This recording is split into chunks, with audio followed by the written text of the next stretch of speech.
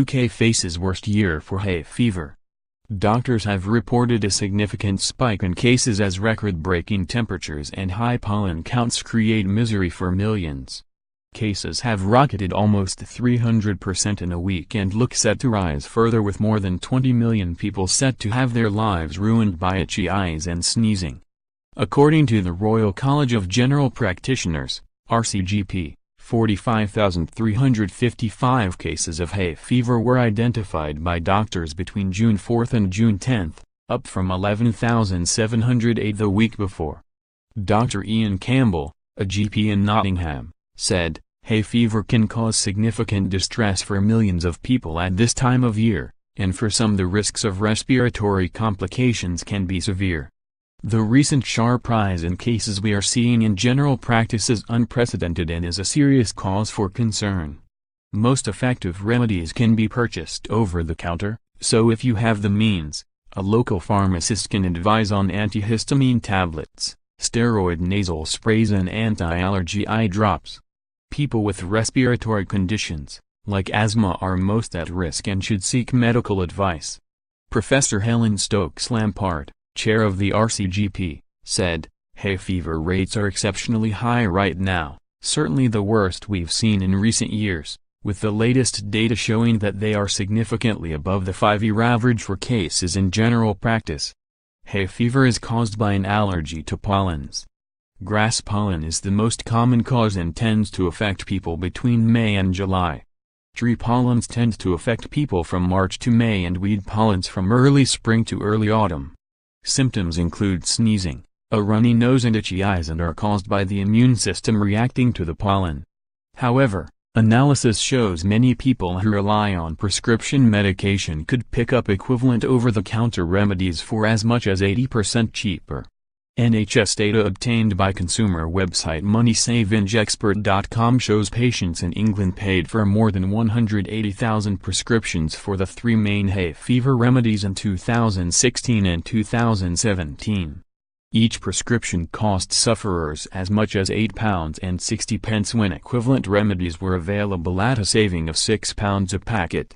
In some cases, drugs from chemists and supermarkets, available without a prescription, cost as little as £1.99. Steve Nawatney, of MoneySavingExpert.com, said, "The message to hay fever sufferers is simple: don't assume that just because you've been issued with a prescription that's necessarily the cheapest way to get the medicine." The three main generic hay fever remedies sold over the counter are cetirizine, Pyretes equivalent, loratadine, Claritin equivalent, and chlorpheniramine maleate, Piriton equivalent. A 30-pack of cetirizine sells for £1.90 in Asda. And while some prescriptions cover 90 tablets, 120 cetirizine tablets cost £2.79 at online pharmacy Pharmacy First. The exact saving patients would have been able to make would depend on when they paid for their prescription, but researchers found 30 cetirizine available for £1.99 from Boots. This meant patients spying on a prescription could have overpaid by £6.61 a pack. The Royal Pharmaceutical Society said, "We advise that most people with hay fever, who require antihistamines, should be buying them from a community pharmacy." Meanwhile, the crisis has seen the NHS join the Met Office to work on research to identify the grass pollen types causing the most severe allergies.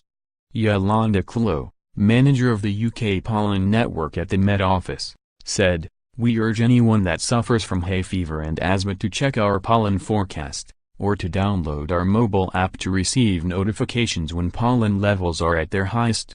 Commentary, Amina Warner, Allergy UK head of clinical service. This is a bad season for hay fever, or seasonal allergic rhinitis, with experts putting it down to a late spring, with more pollen produced. Heavy rain followed by hot sun is ideal for grass to release pollen. And that is what's happening with very high counts. Global warming and diesel fumes are making things worse. When pollen is brought in on hair, clothes or pets, washing helps. Most pollen is almost invisible and can be transferred onto pillowcases and bedding. Allergic rhinitis in children and adults can affect quality of life, work and school performance. It impairs sleep and concentration and can affect people's ability to carry out tasks. It can also lead to asthma. Seek advice from a pharmacist or GP and treat it with antihistamines and/or an aqueous steroid nasal spray. Monitor pollen forecasts. Use a nasal barrier balm and nasal saline douching. Keep car windows closed and use pollen filters. While rain washes pollen from the air, so pollen counts are lower on cooler, wet days. Counts can be high in thunderstorms. Lightning fractures pollen into small pieces, increasing the count, making it easy to inhale deep into the lungs. Visit www.allergieuc.org for help.